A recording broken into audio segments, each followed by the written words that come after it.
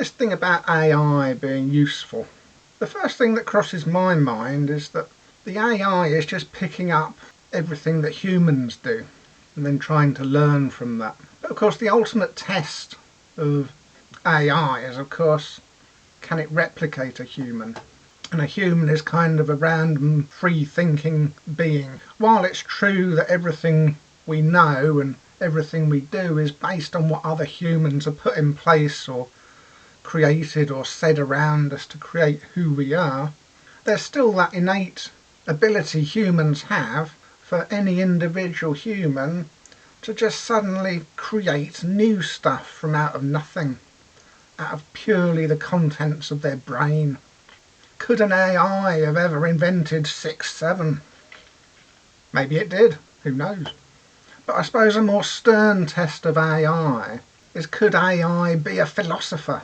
The ultimate expression of human individuality from seemingly all other forms of life, and what separates it from the inanimate. So I had a quick test, and I typed into Google, who are the best philosophers? Bit of a childish question, I know, but that's how you get our AI to respond. If you just put philosophers, you know, you might not get one of your AI responses. But asking it who the best philosophers were, the AI thought it had a shot at that, and I got the initial Google AI response in that it said it thought that the most important philosophers in history are probably, and it listed some names, and I was looking down, and the AI seems to think that the most important philosophers in human history are like Aristotle, Plato and Archimedes. Or was it Archimedes? I can't remember. My memory is not that good. It was just something I looked at a couple of weeks ago and thought, that's interesting.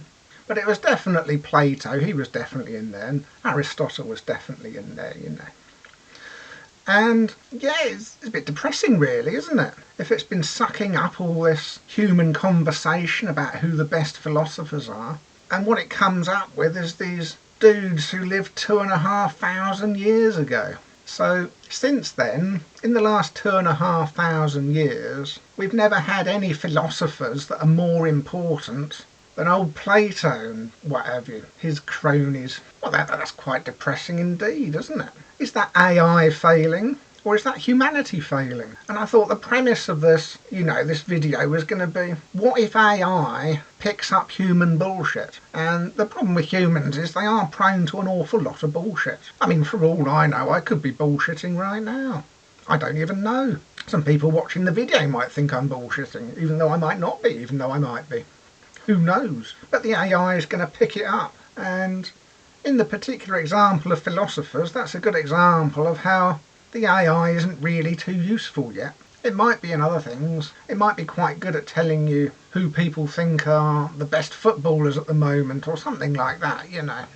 Other such less subjective but still subjective things. But it's quite worrisome, you know, from many different angles, and if you took it at face value and maybe the AI has done its job properly and the AI has genuinely found out that humanity thinks the most important philosophers in human history are a few Greek blokes from 2,500 years ago. That's quite the damnation of the human species, really, isn't it? 2,500 years and nobody's been able to top some bloke who didn't even know that, you know, the world probably existed in the universe in the way that we do now. And that is one of the sort of bullshits that AI will pick up on, is the fact that we like to categorise things in the form of who's best, who's most important, rankings, all that kind of thing. We love that. Humans love that. It's part of our DNA, as it were. We've got to have the best and the worst, and all in between, forming some kind of hierarchy. But by doing so, there's an element of stagnation there, isn't there? By doing so, you implant these people at the top of the tree that seemingly never get removed from their position at the top of the tree. And so anybody coming after, it's a bit depressing, isn't it?